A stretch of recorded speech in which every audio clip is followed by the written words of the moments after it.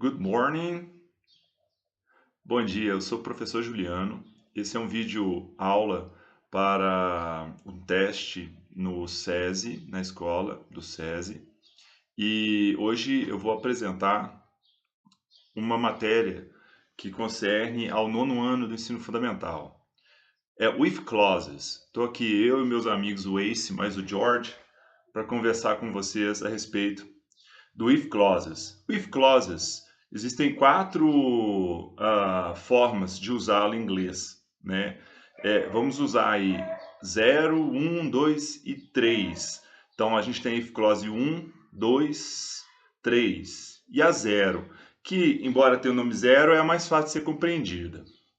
Imagina o seguinte, eu vou usar o if em condições. Eu tenho uma frase que é a condição que algo aconteça e a segunda frase que é a resolução, ou seja, na verdade aquilo que vai acontecer caso aquela condição seja concluída. Na zero condicional, a gente tem uma situação que é a seguinte, algo que de fato vai acontecer. As gramáticas, elas usam o termo verdadeiro, é algo realmente verdadeiro. Um exemplo, eu tenho uma pedra e se eu jogar essa pedra em uma janela, o que vai acontecer? Não façam isso, tá? É só um exemplo. Se eu tenho um ovo e atiro ele contra a parede, o que vai acontecer? É uma coisa meio lógica, né? A pedra vai quebrar a janela, né? Se eu jogar um ovo no chão, ele vai quebrar. Isso vai acontecer comigo, vai acontecer com o Ace, vai acontecer com o George, vai acontecer com você. Qualquer pessoa que fizer essa ação, o resultado será o mesmo. É 100% garantido. Mesmo chamando zero condicional, é 100% garantido que vai acontecer. E a construção verbal, a forma que a gente usa essas orações, elas têm que estar no mesmo tempo verbal. Se estivermos falando de algo no presente, ela será os verbos estarão no presente. E se ela for usada, por exemplo, no passado, se eu tivesse colocado um cubo de gelo sob o sol ontem, o resultado seria o mesmo.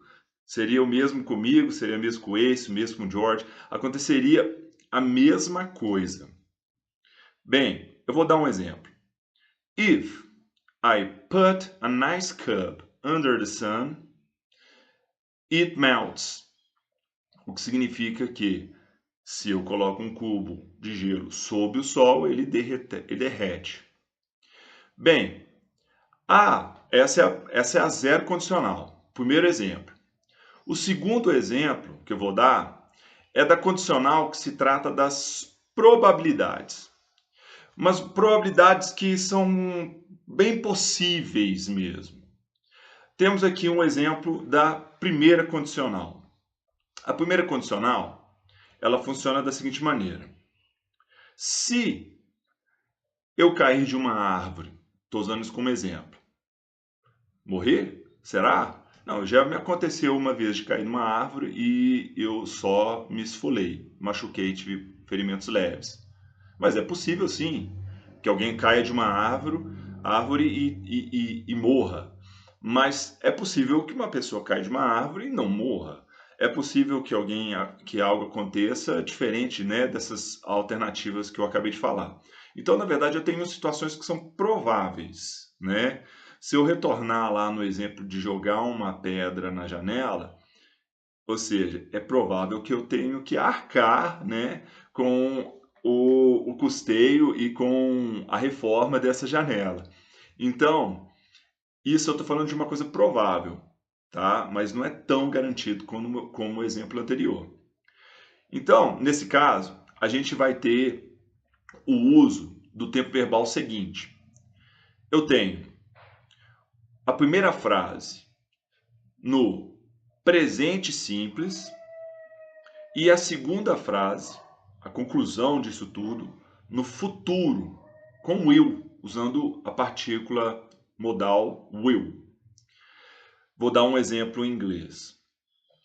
If I drink and drive, I will be arrested. Então, eu acabei de falar, se eu beber e dirigir, eu serei preso. É uma probabilidade. É forte essa probabilidade. Então, eu vou usar aqui agora isso como exemplo da primeira condicional. Daí temos a segunda condicional.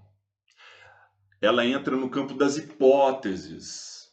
E se eu fosse você? E se você fosse um alienígena? E se eu fosse um astro do rock and roll? E se algo acontecesse dentro do campo imaginário? Eu estou entrando agora no campo das hipóteses. Então eu tenho aqui um exemplo para vocês. If I were rich, I would buy a big house. Então, se eu fosse rico, coisa que eu não sou, eu compraria uma casa grande. Então, eu estou falando uma coisa hipotética. E a construção verbal, gramatical, ela se dá da seguinte forma. Eu tenho a primeira frase, a frase condicional do if, no passado simples, né? Repare na minha frase anterior, if I were, inclusive tem uma curiosidade que eu vou destacar na sequência. E eu tenho a segunda frase, que é a resolução dessa condição. Eu compraria, né? Então em inglês eu vou ter que usar o would, a partícula, né? O modal would. Para quem estuda muito português, até conhece lá o tempo verbal chamado futuro do pretérito, né? Que é a hipótese no futuro, né? E o would ele tem o mesmo efeito. Então, if I were rich, I would buy a big house.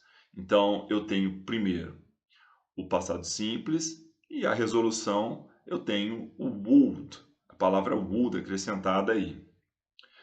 Bem, esse é o segundo caso, ou que a gente chama de segunda condicional.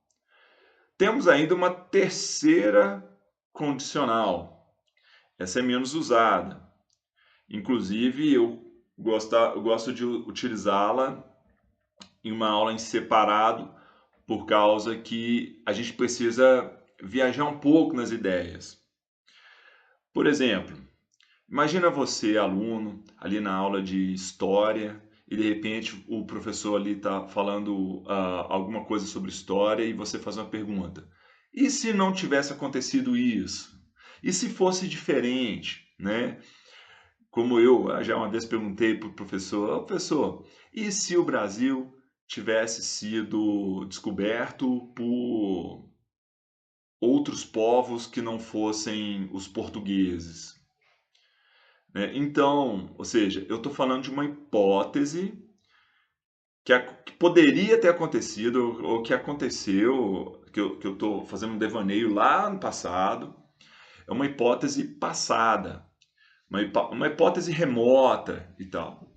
Então, esse é o terceiro condicional. O terceiro condicional, ele usa a forma gramatical seguinte.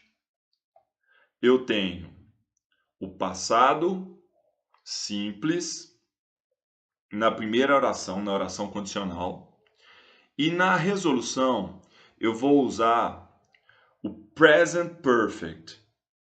O present perfect é um tempo verbal comum na língua inglesa que usa-se os auxiliares have ou has, dependendo da pessoa, né? Se for he, she, it, é has.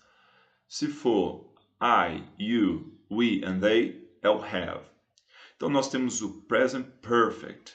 E antes do present perfect, nós temos novamente a partícula would, a mesma da segunda condicional, que se trata de algo que é hipotético, uma hipótese, certo? Ok. Eu espero ter elucidado um pouco a respeito da matéria do if clauses para vocês, tá? Agradeço a oportunidade e se tudo ocorrer bem e se vocês tiverem gostado disso aqui, a gente se vê em breve, tá bom? Então, muito obrigado. Bye bye. See you.